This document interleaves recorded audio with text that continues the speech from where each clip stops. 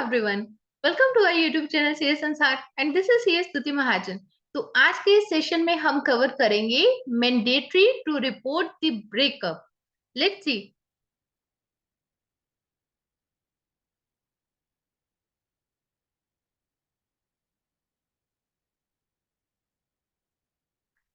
Mandatory to report the breakup in the GSTR 9 for the financial 2021-22.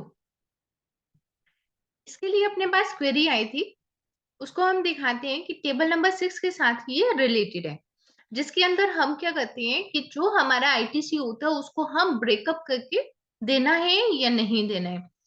तो अगर हम इसकी बात करें, जो हमारे पास चेंजेस भी आई हैं, तो इसको हम पहले देखते हैं पोर्टल के ऊपर फॉर्म के साथ चेक करते हैं.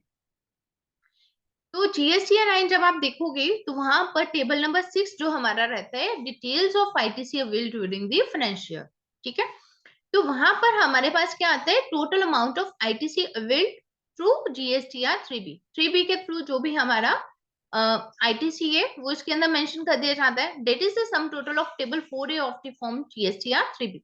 तो इसके अंदर हमारा टेबल 6 के अंदर क्या आ गया, जो हमने आईटीसी अवेल किया ड्यूरिंग द फाइनेंशियल किसके थ्रू, जीएसटीआर थ्रू 3B के थ्रू जो हमने लिया.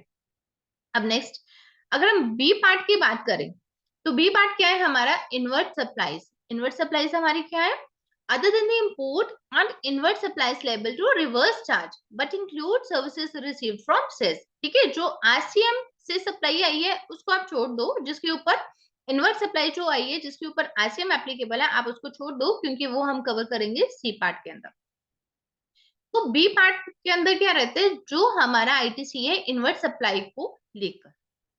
अब किस तरह का हो सकता है, अगर तो हम गुड्स लेके आए हैं तो इनपुट गुड्स हो सकते हैं या फिर हमारे कैपिटल गुड्स हो सकते हैं, और अगर सर्विसेज हैं तो उस केस में इनपुट सर्विसेज. अब जो हमारा A6A के अंदर जो हमारा आईटीसी वहां पे आ रहा है, जो हमने 3B के थ्रू क्लेम किया. पहले हम क्या करते थे, अगर हम 2021-22 से पहले की बात करें तो हम क्या करते थे, सीधा का सीधा उसको इनपुट के अंदर डाल के डिक्लेयर कर देते थे. बट इस ईयर से जो हमारे पास चेंज आई है, जो मैंने चेंजेस की भी वीडियो एक जो बनाई थी उसके अंदर भी इसको क्लियर किया था, बट इवन देन क्वेरी आई कि उसको हमें बाइफरकेट करके देना है या नहीं देना है. तो उसके लिए yes of course it is mandatory for the financial 2021-22 to bifurcate the ITC into the inputs, capital goods and input services. तो जो आपका 6A में आईटीसी आ रहा है उसको आपको बाइफरकेट करके ही देना है. ठीक है, तो इसको अगर हम देखते हैं टेबल नंबर 6 को, यहाँ पे हम चेक करते हैं टेबल नंबर 6B से लेके टेबल नंबर 6E जो था इस साल के लिए उन्होंने फाइनेंशियल 2021-22 के लिए उन्होंने मैंडेटरी कर दिया उसका ब्रेकअप. लेकिन अगर हम सी और डी की बात करें तो वो अभी भी हमारा क्या है, ऑप्शनल है. सी के अंदर क्या कहते हैं, 6C क्या कहते हैं, inward supplies received from unregistered persons liable to reverse charge, जिसके ऊपर आरसीएम एप्लीकेबल है. और वो इनवर्ट सप्लाई आपके पास कहां से आई है, अनरजिस्टर्ड पर्सन से. और सेम वे में डी 6D क्या बोलते हैं, inward supplies received from registered persons liable to reverse charge. मेन 6C और डी कौन सी इनवर्ट सप्लाई की बात करते हैं, जिसके ऊपर आरसीएम एप्लीकेबल है. और एक बात कर रहे हैं अनरजिस्टर्ड से इनवर्ट सप्लाई आई है, और एक बात कर रहे हैं रजिस्टर्ड पर्सन से आई है. ये अभी भी ऑप्शनल है, इसके अंदर आप अगर अपना क्लेम करना चाहते हो तो आप इनपुट में डाल के अपना क्लेम कर सकते हो.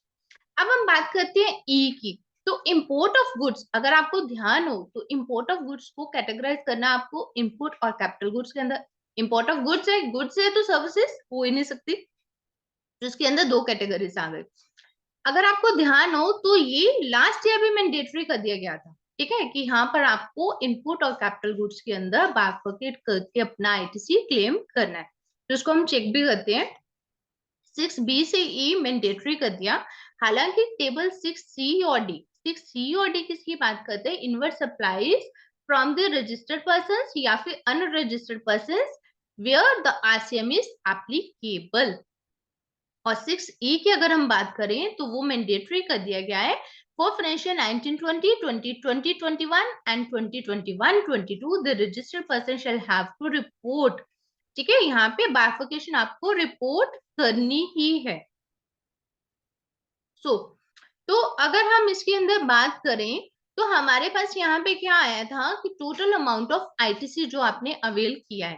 क्वेरी क्या थी कि इसको आपको इनपुट कैपिटल गुड्स और इनपुट सर्विसेज के अंदर डिक्लेयर करना है, बाइफरकेट करना है या नहीं करने की नीड है। तो यस, आपको इसे बाइफरकेट करके ही वहां पर डिक्लेयर करना है। तो 6B के अंदर आपको बाइफरकेट करना है। इनवर्ट सप्लाई जो आपकी है ये जिसके ऊपर आरसीएम एप्लीकेबल है वो अभी भी ऑप्शनल है, और इम्पोर्ट ऑफ गुड्स जो है उसको भी आपको बाइफरकेट करके ही देना है। ठीक है, तो इसके लिए यहाँ पे भी फॉर्म के साथ भी इसको मैंने कोरिलेट कर दिया, और जो हमारे पास जो चेंजेस आई थी जहां चेंजेस के अंदर मेंशन किया गया वहां पे भी मैंने आपको डिक्लेयर करके वहां पे भी दिखा दिया कि जो चेंजेस आई थी उसके अंदर भी हमारी टेबल नंबर 6 की जो चेंजेस थे वो भी यही है। तो होप सो आपको ये वाला पॉइंट जो आपकी क्वेरी क्लियर हो गई होगी। So this is all for the day. अभी और भी जो हमारे पास जितनी भी क्वेरीज आई हैं उसको भी 1 1 2 2 क्वेरीज को हम लोग सारा वीडियोस के अंदर सारे ग्रुप कर दिए हैं, तो आपके हो सकता है वहां से सारी क्वेरीज जो है वो क्लियर होते जाएंगे। Thank you.